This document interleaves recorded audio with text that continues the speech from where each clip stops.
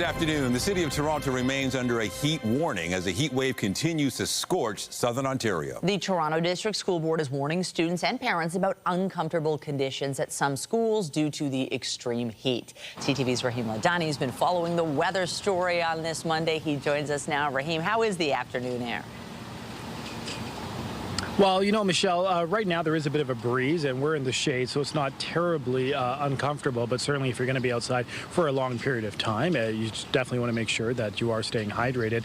Keeping students safe in these extreme conditions is a top priority. And the Toronto District School Board says that the key to surviving and making it through the next couple of days is going to be exercising common sense. They say that all staff and teachers have been told to be vigilant about keeping an eye out for anyone that may be experiencing or showcasing any symptoms of heat distress. They're making sure students have their water bottles filled, the fans are running. Not every school does have air conditioning. There are about 600 TDSB schools. Some have full air conditioning, some have partial air conditioning. But one thing that all schools have are a cooling center, and that's certainly going to be crucial in this heat. So I want you to take a listen from the TDSB spokesperson, what they do, what they say in terms of the cooling center. Also, the principal, they had some advice in terms of how they're taking care of recess today. And then take a listen to what some people, the general public, and how they're trying to cope with the heat right now. Take a listen. The cooling center idea is a really important one. Every single TDSB school has a cooling center, and that can take its shape by air-conditioned library or going to the gym, wherever kids can find some relief. We gave an option for the students in my cooling center. For the ones who wanted to go outside, they could go outside, or they can go out for a bit, they can come in. We're making sure before the recess we just had is we made sure they filled up their water bottles, we're wearing hat, we had sunscreen. I have this water bottle. It's temperature controlled, so it's going to be cool. I have ice in here and some strawberries to keep me hydrated. Yesterday was insane. I couldn't believe it. I got out walking about 7:30 yesterday, and it was, I even walked along the lakeshore, and it was like really insanely hot. Yeah.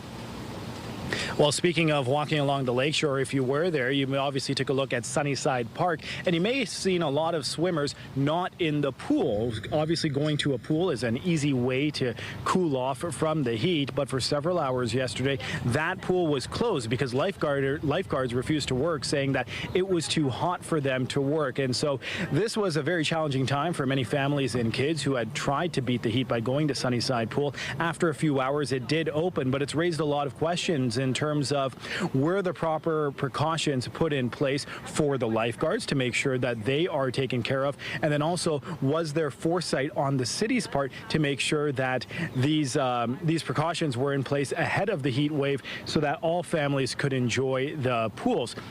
A lot of questions. There are about 5 out of the 85 pools which were actually shut down yesterday at 5:30 p.m. by the Ministry of Health for safety conditions. And people are wondering why 5 pools? Why not all 85? How was this decision made? We are expected to hear from Mayor Olivia Chow later this afternoon, and she'll certainly have to answer for why those decisions were made. For now, I'll send it back to you both in studio. All right. Thank you, Rahim. Meanwhile, Premier Doug Ford weighed in on the situation at city pools this morning with Jerry Agar on NewsTalk 1010. Is this a situation where somebody from the ministry just got it in their heads that it was too hot and went around and closed some pools, or what exactly happened here? Do you know? No, the ministry doesn't close pools per se, but I'll have to talk to the mayor. We should have the pools open. That's the reason. When there's hot days, the pools should be open. And just curious, what ministry is in charge of swimming pools? And let's talk about the forecast. Here's a live look at the city this afternoon. A temperature record could be set today as the humidex values are into the low and mid 40s. So a friendly reminder in weather like this to wear light, loose-fitting clothes, drink lots of water, and wear lots of sunblock. And you can't reinforce that message enough. Hey, Lindsay. Yeah, Nathan, good point about the sunblock. You know, we're at a 10 today on the UV index, so it's not just the heat and humidity, it's also the sun's angle and strength at this time of year. Check this out. It is already 32 degrees in Toronto with a humidex value of 42. You'll find some relief by the lake today, but not a lot. It still feels like 32 this hour at the Toronto Islands and 30 in Grimsby, feeling close to 40 already in St. Catharines. Here's our forecast for today. 36 degrees, humidex 46. So even hotter than it was yesterday, if you can believe it. We're sort of peaking midway through this heat wave today. The record to watch, 32.8 degrees. I think we're going to beat that pretty easily for today. Widespread heat warning remains in place. We do have some gusty winds right now that are coming out of the southwest, gusting close to about 40 kilometers per hour. And all is clear on the satellite and radar. Lots of sun today. Do what you have to do to protect yourself in this heat and humidity. We'll take you through the forecast, let you know how long the heat wave is going to last. Coming up for now, though, Michelle, over to you. Thank you, Lindsay. Meanwhile, several communities in northern Ontario have declared states of emergency as they clean up following a severe storm over the weekend. I was terrified, but there was this part of me that kept telling myself, it's okay. It's okay. No matter what happens, it's going to be okay. Saturday's weather, which includes a possible tornado, flooded roads, brought down trees, and left some people trapped. The community of Calvin has issued a shelter-in-place order. Calvin and the town of Bonfield have declared states of emergency. The OPP are telling people to avoid non-essential travel as the cleanup continues and crews assess the damage.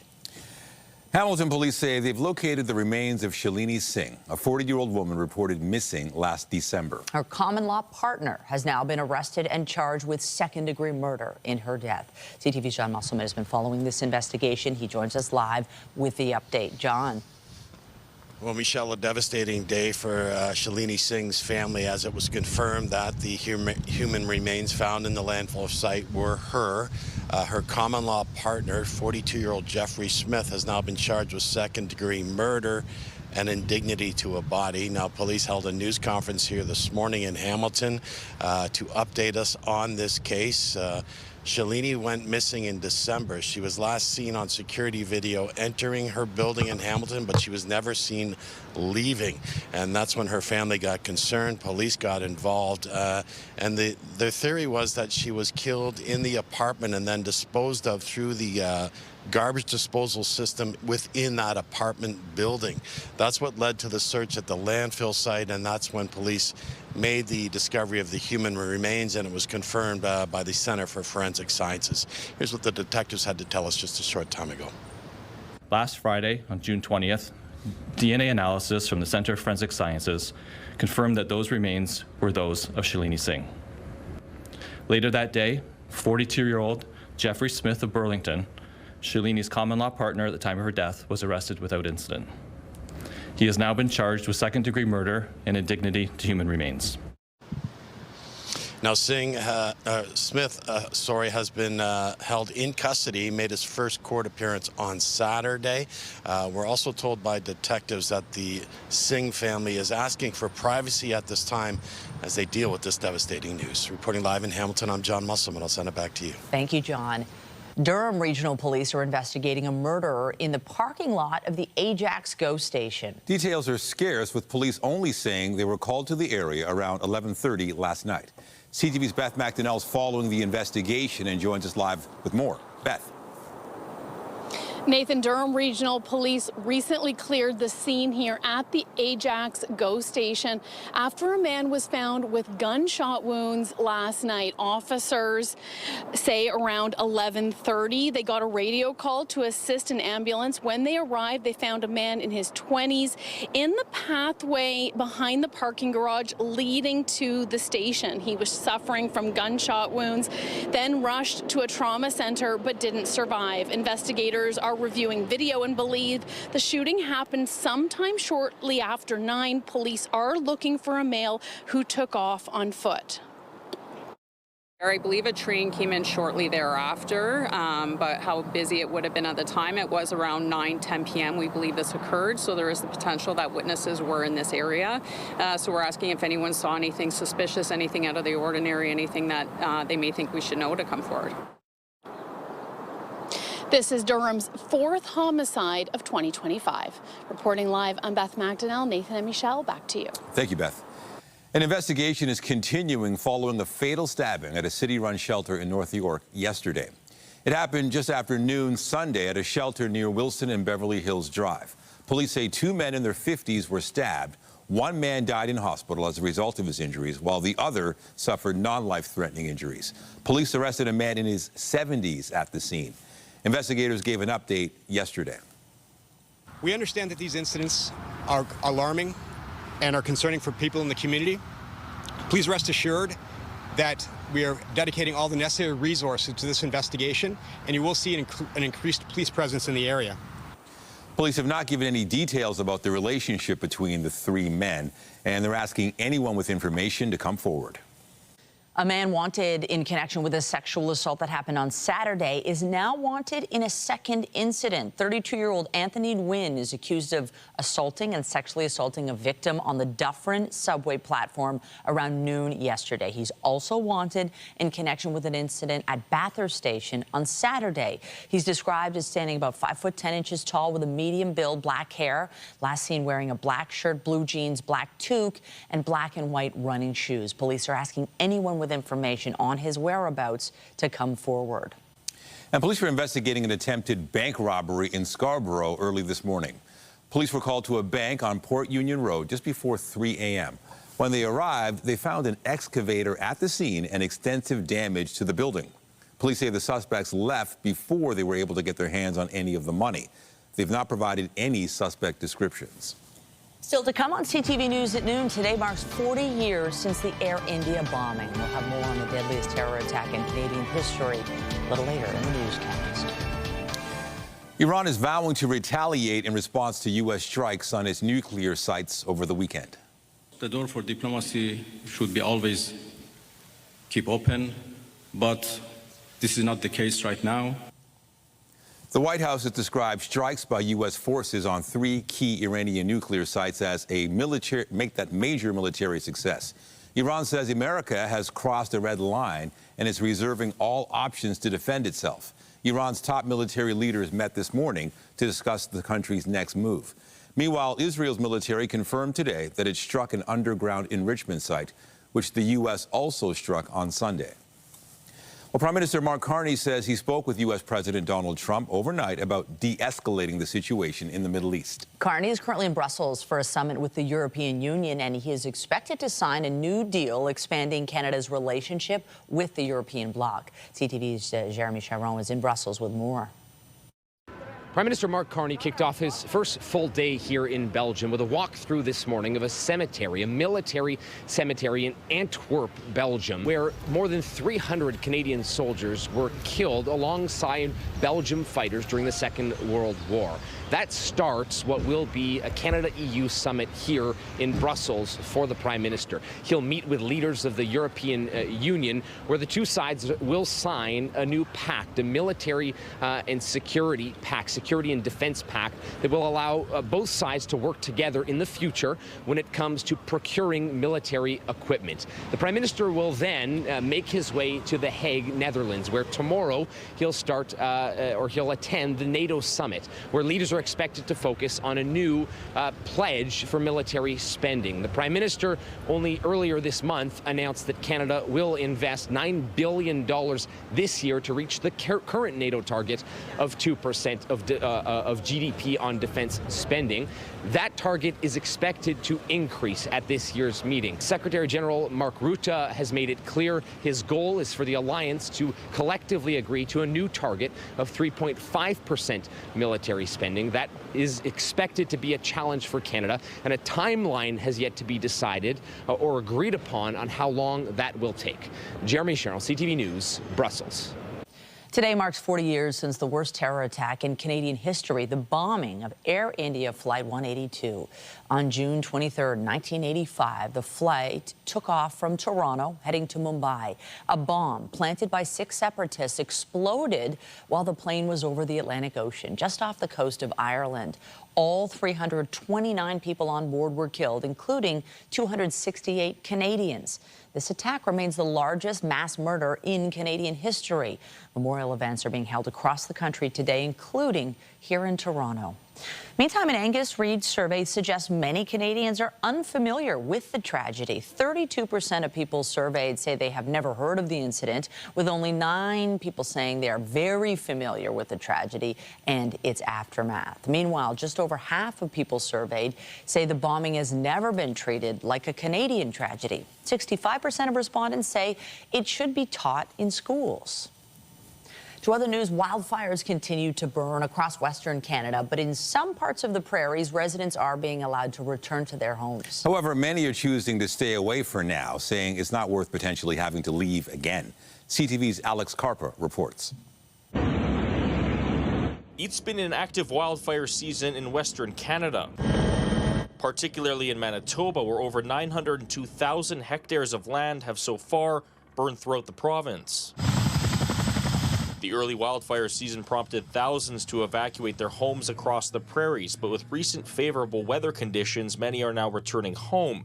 The chief of Pimicikamak Cree Nation in northern Manitoba says there's still an active fire near the community, but that crews have it under control, which is prompting the return of evacuees. There's also always the chance that you could have a big massive fire again, and we may have to evacuate again. But others aren't as willing to take the risk of going home. We go back home and there's another fire that all of us will be scattering around and be in different places.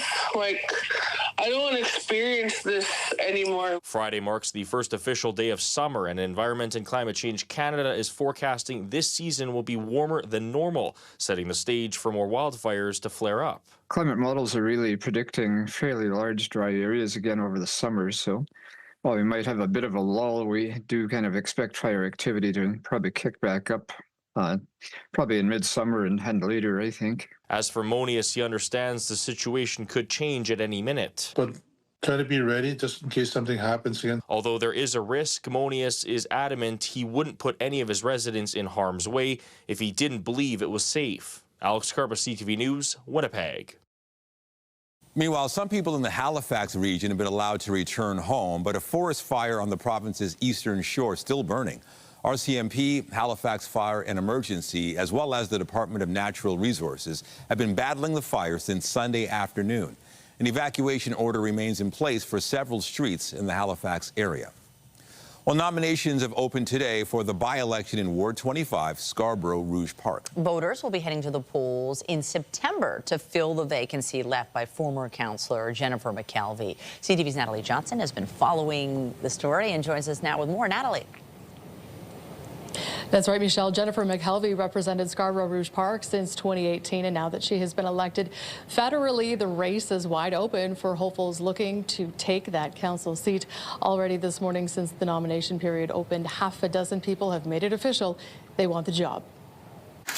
The gates opened and it was off to the races. Candidates hoping to represent Scarborough Rouge Park at City Hall. All right. Up first to file, You have your nomination paper. former head of the Scarborough Business Association, Sean Allen. We got to get value for what we're paying for the city for taxes. I think I could bring that conversation up. I'm a business professional, serial entrepreneur. Good to get the name on the ballot. Flanked and endorsed by two current councillors. I hear from residents all the time about their concerns around affordability, their concerns around safety. And I've gotten to know Sean over the past number of years, and he is a champion for those issues. We already have about 5 ex-school trustees on council, so I think that point of view is well represented. What I'd like to see is someone who is impacted, their livelihood is impacted by taxes. But school board experience is an asset, argues Nathan Shan, the TDSB chair, who is hoping to make a return to City Hall as councillor. I'm getting support from a diverse group of people who have different thoughts around how we should be proceeding and building the city together, because they know me as a person who gets things done. Anus Riskin-Daraja, who is also a TDSB trustee for Scarborough, putting her name forward for council. There's a sense amongst people that the city is changing at a rate that we haven't seen in my lifetime growing up here, but people feel that change is being imposed on them as opposed to them driving that change. And so I think the focus would be making sure that people feel local democracy is working for them. Riskin-Daraja worked with her husband Parthy Candival for years on the school board. He is now a sitting councillor for Scarborough Southwest. I think the experience we bring and the reforms and changes we made at the TDSB while we're on the board, I think will inform and help the need to address some of the gaps and opportunities that exist for Scarborough at City Council. Would you vote together? We didn't at the board. Congratulations. Reza Koshtel, meanwhile, has experience in the public, private and nonprofit sectors and says his lived experience in Scarborough would bring fresh perspective to City Hall. I am the byproduct of when a city works. I grew up with very little, and it was the community centers, it was the libraries, the rec centers, the basketball courts that kept me out of trouble, that uplifted me when I needed it. And I feel like the city that we're living in today is not the city that I grew up in. But the by-election ballot will be long, with plenty of voices pledging to stand up for Scarborough. I want to make a difference in the community, in the neighborhood, and stand up for my neighbors and bring respect for the taxpayer dollars. Like many other people, I'm just tired of what's going on, and I'd like to get in there and see if I can help. The race to represent Scarborough Rouge Park at City Hall now underway. And by-election voting day is set for Monday, September 29th. Of course, the next general municipal election is in October 2026, so there will only be about a year left in the term for whoever successfully wins the seat for Scarborough Rouge Park. Reporting live at City Hall, I'm Natalie Johnson. Lindsay, over to you. Thank you, Natalie. You know, yesterday we ended up setting an all-time June record for humidex at 46.3. A reminder that humidity is not exactly measured in degrees like the temperature is. So here's a look at what we're expecting today. 36 degrees, feeling like 46. So similar humidity to yesterday, the temperature a degree or two higher. So a reminder, there are many different ways you can beat the heat. Be sure to find a cool place to be today if you can. A shopping mall or a movie theater could be a good option. This heat is going to continue for another couple of days. We'll take you through the forecast right after this break here on CTV News at noon. Stay with us.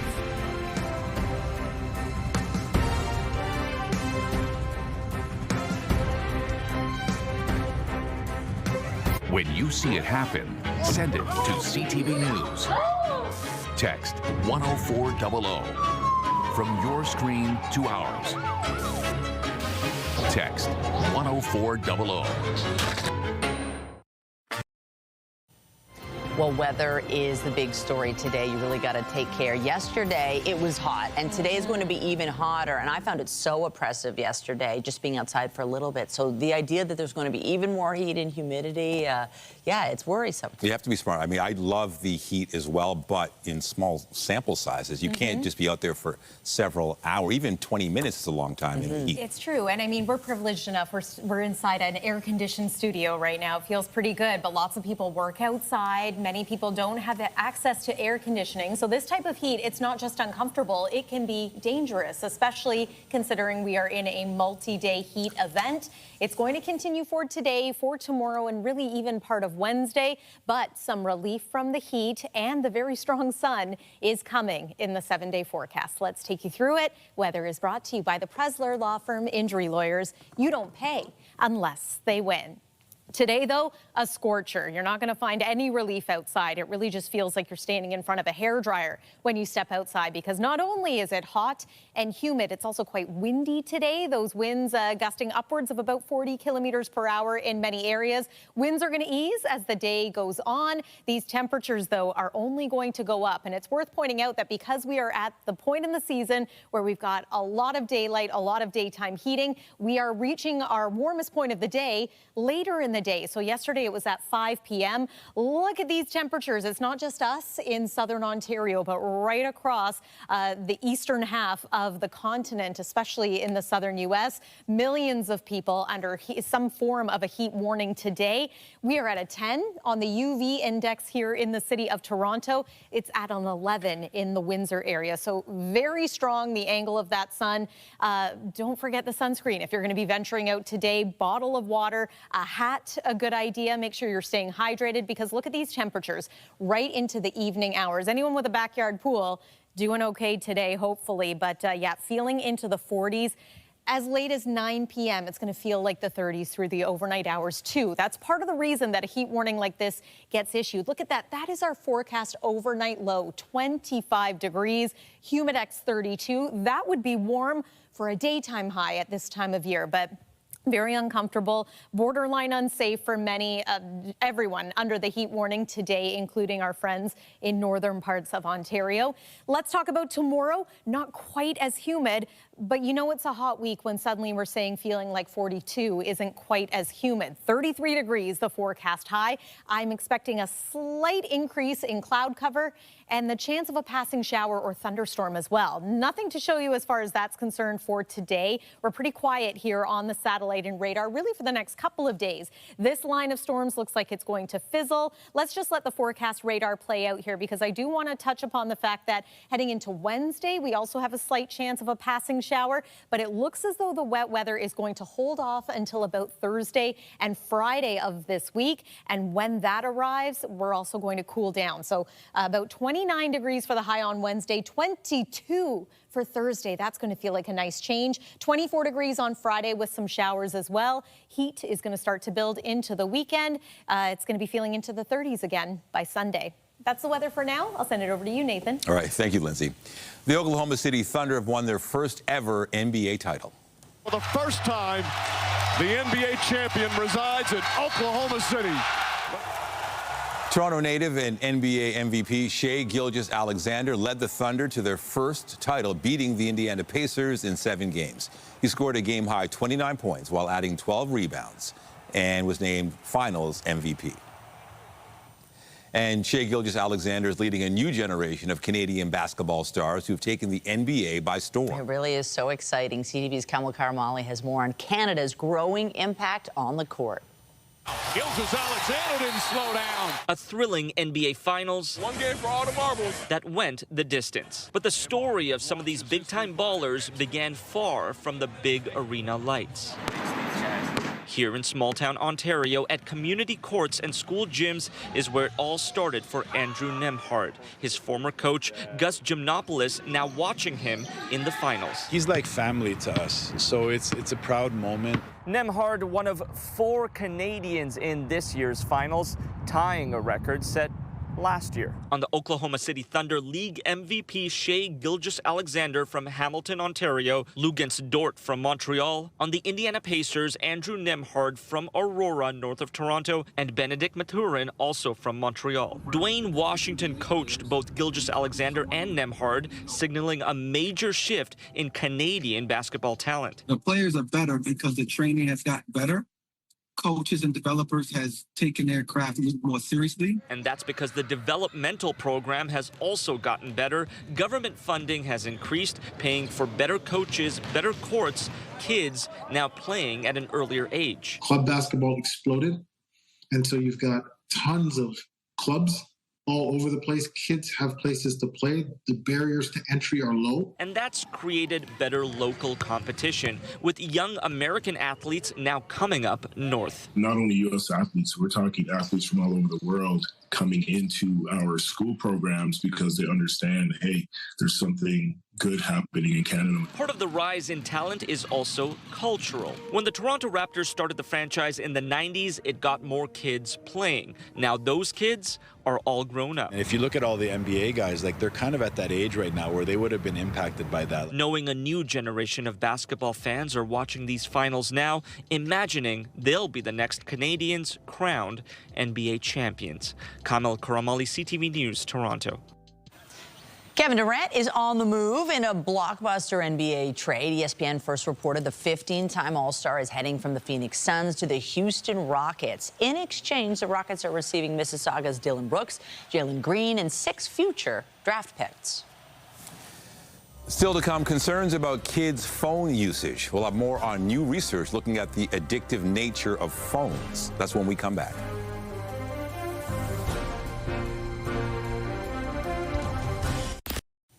For young teens, it seems the total time spent on their phones isn't the real danger. It's the degree to which they're addicted to using their phones. Now, this comes from a new study of phone use and suicide risk for 10 to 14-year-old kids. Now, to explain all this, here's CTV's science and tech expert, Dan Riskin. Dan, we sometimes call them screen teens, but there's a lot of concern. Yeah, absolutely. I mean, they're growing up with these things, and we're kind of running an experiment with our kids as the lab rats. And so this is a study out of the States, about 4,000 teens, where they checked in with them when they were about 10 or 11, and then checked in with them periodically over the next 3 or 4 years. And what they found is that suicide risk, whether it was actual attempts or whether it was just ideation about suicide, was correlated with those kids that seemed to be most addicted to their phones, had the hardest time putting it down, had the hardest time cutting off their screen time. And if they did stop their screen time, they had a really severe mood swing. And so there were some kids that were using their phones quite a lot, but seemed to be able to put them down. And those kids didn't seem to have the same kinds of problems. And so, you know, as parents, this is a hard one to figure out exactly what to do with this information, because you can't exactly tell your kid, please don't be addicted to your phone, just use it without being addicted. But you have to look for these telltale signs, because that's where a problem might occur. And this study didn't get into the different things that kids might be doing on their phones, some of which are more addictive than others, most notably, you know, things like social media, but that's probably what's going to come in the studies that come next from this. Yeah, it makes sense. You've also found a study about how thinking about your daily challenges as things that improve you as a person can have immediate benefits. Yeah, this is a nice study. You know, I'm always looking for things, just a frame of thinking that can help make life a little bit easier, and because life can be hard. And this is a study about the fact that life is hard. They checked in with a bunch of university students, about 200 of them, and 88% of days, a kid, you know, or a young adult, I guess, said that, yeah, there was something in my day that was difficult. But what they found in this study is that those kids who had a mindset whereby those challenges are part of making you a better person, that there's a benefit to those difficulties. That mindset correlated with all kinds of benefits that day, but also over the course of the entire 2 weeks. Things like improved self-esteem, improved overall happiness. So the take home from this is that, yeah, life is going to throw challenges at you, but when it does, try to remember that those are what make you a better person. And if you have that in mind, you're hopefully going to have a better time getting through those hard times. And finally, Dan, some good news for black coffee drinkers. It might help you live longer. What did researchers find? Yeah, this is a nice one. I was pretty happy when I read this as a drinker of black coffee myself. They found that if you're somebody that drinks a cup of black coffee every day, your likelihood of death goes down 11%. And if you drink 2 cups of black coffee a day, 15%. It seems to plateau about there. If you're drinking a little bit more than that, you're not going to get an added benefit. But what you do lose the benefit from is if you happen to be one of those coffee drinkers that adds sugar or cream, those seem to negate the positive effects of the coffee. It's probably the sugar, it's probably the saturated fats. So you don't get the extended lifespan if you're putting a little something in your coffee. So if you can find a way to develop a taste for black coffee, that may give you the biggest benefit of all. Oh, well, I guess I'll be living 11% less than most people. I have to have a little milk and sugar in there. All right, I guess that's the way it goes. Science and tech expert Dan Riskin, thank you. Thanks a lot. Have a good one. You too. Wow, he's in a gorgeous locale there. Meanwhile, Canadian lobster fishermen, they're keeping a close eye on trade talks between the U.S. and China. Industry leaders say they're currently doing okay, but their business is vulnerable to both economic swings and the environment. CTV's Paul Hollingsworth reports. Dave Hennebickler is visiting from British Columbia. Picking up a load of lobster before he returns home is a must-do on his shopping list. And believe it or not, we can come and get lobster here now cheaper than you can buy a steak. That's music to the ears for Nat Richard, who is managing high levels of fear and concern for the lobster industry in general. If we had spoken in January, there was a very real possibility that we would be hit directly with significant tariffs on our 2 largest markets, those being the U.S. and China. The 25% China tariff on seafood products remains in place. But so far, U.S. President Donald Trump has not delivered on his threat to impose additional tariffs, which means for now, the marketplace is better than expected. But there are warning signs that overall business is not as strong as last year. We've seen a fairly sharp pullback by consumers in the U.S. Certainly the consumer confidence numbers in April and May were quite scary, quite a drop. The 1-2 punch of tariffs and fewer Americans buying lobster amount to another troubling and unstable chapter for Carl Allen. I operate in an industry that has an extreme amount of uncertainty built into it by nature. I leave the wharf in the morning. I do not know how many pounds of whatever I'm going after I'm going to catch. Volatility is nothing new in the lobster industry. It nearly hit rock bottom during COVID, but domestic revenues and overseas markets rebounded within 2 years. How do you factor that kind of volatility, that kind of uncertainty into business planning is a huge challenge. And Allen has concerns that go beyond just tariffs. The fear is always, does the U.S. go into some sort of recession where consumer spending in general, it drops? If that happens, Allen fears the lobster industry could land in the crosshairs of global financial uncertainty, which, combined with tariffs, could lead to major setbacks for those who make their living at sea. Paul Hollingsworth, CTV News, Eastern Passage, Nova Scotia. Still to come on CTV News at noon, the Hudson's Bay Company is back in court today. We'll have more on the business seeking approval to sell several of its leases. That's when we come back. Get Toronto's top stories, breaking news alerts, and watch live. Download the CTV News app. Well, it's been a hot topic throughout this newscast today. We're in the midst of a heat wave, nature turning up the temperature big time today, and it's certainly hard not to notice. For more on how people are reacting to this weather, we're joined by Sam East, host with 99.9 Virgin Radio, for our regular Monday segment, Chronically Online. Sam, it's Monday once again, and it is a lot hotter than last week. We Canadians, we love to talk about what's happening outside. What is the word on this heat? Well, it feels like we almost summoned this, right? We were complaining and complaining that it was too cold, unseasonably cold, and now it's unseasonably warm. They're saying, of course, as you've heard, that it's probably the warmest it's been in 2 years. And we are, of course, encouraging people to visit the cooling centers that have opened up throughout the city. Stay cool as much as you can. Visit your local pool, your library. Check in on your loved ones who may be struggling a little bit. But speaking of struggling, the comments online, the reaction online of how we're feeling about this heat wave in Toronto, I do not want to hear anybody complain. In a blink of an eye, fall will be here with the eye roll emoji. The kind of heat that makes you wonder if your air conditioning is faulty. Yep, definitely questioning that at this point. And ice cream every day. Let's go. Yeah, I hope to see the local ice cream shops in and around Toronto absolutely thriving at this point.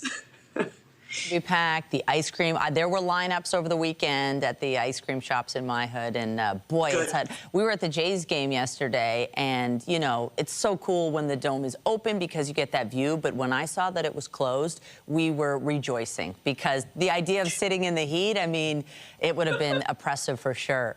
Let's switch gears a little bit. Oklahoma City, we talked about it earlier, they secured their first NBA title last night in many parts because of Hamilton's own Shai Gilgeous-Alexander. But let's put what happened, you know, on the court aside, because there are some mixed reaction to Kristen Chenoweth's rendition of the Star-Spangled Banner ahead of Game 7 last night. What's the talk about that? Yeah, you know, if you're not familiar with Kristen Chenoweth, familiarize yourself, because she is a Broadway great, renowned for her amazing vocals, but I don't think a lot of people really vibed with her rendition of the Star-Spangled Banner. Have a listen to this. Oh, say, can you see by the dawn's early light what so proudly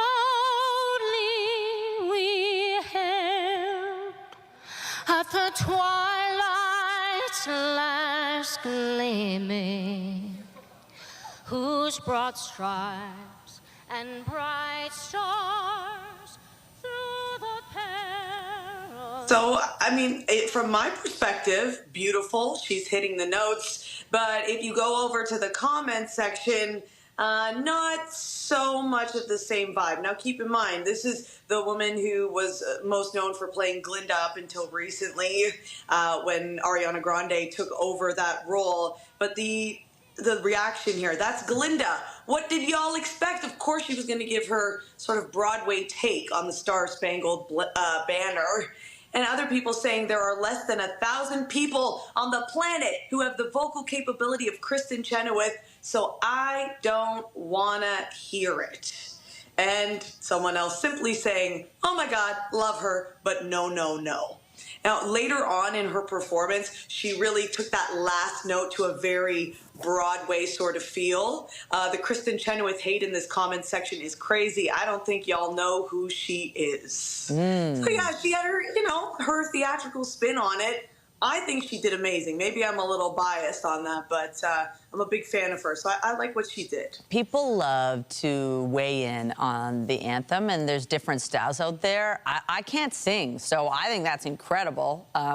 But certainly, yeah, gotta love the chatter online. Everybody's got an opinion, certainly. Sam, very interesting stuff. Really appreciate chatting with you today. Thank you, Michelle. Have a good one. Yeah, you too. Stay cool. And remember, you at home, you can hear Sam on 99.9 Virgin Radio. Her show's from 2 to 5 p.m. on weekdays. Well, Hudson's Bay is back in court today, this time looking for approval to sell several of its leases to a billionaire mall owner. Ruby Liu's offered $6 million to take over the Bay locations at the 3 malls in British Columbia that she owns. She also wants the storefronts at 25 more malls that she does not own. She's currently facing some pushback from landlords. The judge hearing the case will also be asked to change the name of HBC in creditor protection, since Canadian Tire has bought the rights to the brand, and they're seeking to avoid confusion. Dragons, zombies, and aliens faced off at the box office this weekend. Maybe they're not as bad as we think they are. The live-action adaptation of How to Train Your Dragon held on to #1 for its second weekend with $37 million U.S. in ticket sales. Post-apocalypse zombie thriller 28 years later debuted with $30 million across North America, while Pixar's Elio landed in third with about $21 million. Coming up, getting kids with mobility issues moving. We'll have more on a Cambridge-based robotics company aiming to give people as much freedom as possible.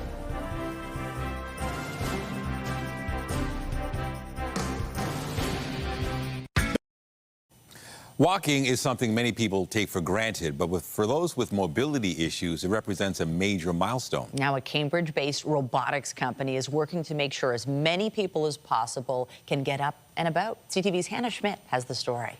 Good job. Oh, you can put it right by your feet then.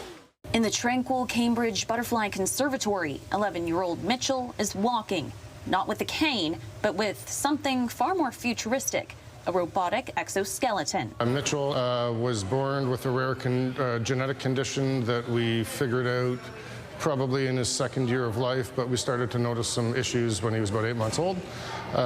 He has epilepsy. Mark isn't just Mitchell's dad. He's also a sales specialist at Trexo Robotics, the company behind the exoskeleton, giving his son and hundreds of other kids a new kind of freedom. We had one of these devices delivered to him just before COVID closed the world down. Within about 6 months, he was walking upwards of a kilometer. Trexo attaches to a walker, learns a child's movements, then helps power each step forward. He's in grade 5 now. He's probably done 2.7 million steps on the device. Just getting to watch your child walk for the first time is it's that milestone. It's just that moment that you'll always remember, and it's so surreal. Play, pause, turn up and down the speed, but to put it and take a break, you just hit the stand button and it locks the legs into a standing position. Controlled by a tablet, the device adapts to each child's unique range of motion. The machine itself has motors on the hips and motors on the knees, so it measures what they're able to do. Devices can cost up to $40,000, something Mark says is still out of reach for many families. We did a GoFundMe campaign to be able to offset the cost of it. We also have an arm of our company that helps families do fundraising. The company now has 450 devices in 40 countries, from home users to hospital rehab programs. We're still in Canada, and we just recently launched in Hong Kong. And hopefully next year we'll start distributing in the U.S. And while Trexo's goal is simple, to walk, its impact is anything but. I say it's a game changer for our family. It's the best equipment that we have. He could barely hold his head up 5-6 years ago, and now he's a different beast. He can stand up in the shower with me now. He can do lots of things because he's strong enough to do it. Hannah Schmidt, CTV News, Cambridge. Oh, that's just wonderful. Okay, we have to talk about this heat. We are under a heat warning. The question is, are we going to break a record? It's looking very likely today. Yeah, certainly that's one thing we're looking at, and also just the general concern for anyone outside today. Absolutely. And you know what? It appears we have already broken the daily temperature record for today, if you can believe it. The record to beat was 32.8 degrees. We are just over 33 degrees right now, but it feels like 43 out there. So yes, do whatever you have to do to let's look out for each other. Check in on your neighbors, check in on vulnerable people in your lives. We are going to be under this heat warning today, tomorrow, possibly into Wednesday as well, but we will start to get some relief after that. Overnight tonight, the forecast low is 25 degrees, still feeling into the 30s. Yes, that's the overnight low, our coldest point of the day. Nothing cold about that. And then tomorrow's high, 33, feeling like 42. So slightly cooler. I can't believe I'm even using those words. But yes, this is, we're in the middle of the heat wave right now. Lots of sunshine, little more in the way of cloud cover for tomorrow. Also the slight chance of a passing shower.